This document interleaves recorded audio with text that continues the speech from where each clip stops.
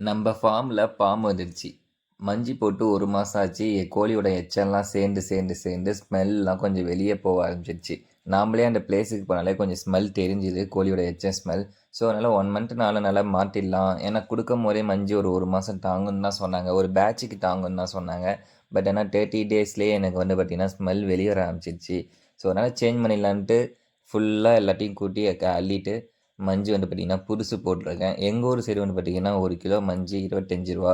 பொங்கலுக்கு அப்புறம் ரேட் குறையும்னு சொல்லியிருக்காங்க. குறையுதான்னு தெரில. இது நாங்கள் க்ளீன் பண்ணி ரெடி பண்ணிகிட்டு இருக்கும்போது எங்களுக்கு ஒரு ஷாக்கிங்கான ஒரு கிடச்சிது. அதுதான் நம்மளுடைய லவ் பேர்ட்ஸ் கூண்டு. நம்ம பேர் வந்து பார்த்திங்கன்னா முட்டை வச்சுருக்கு.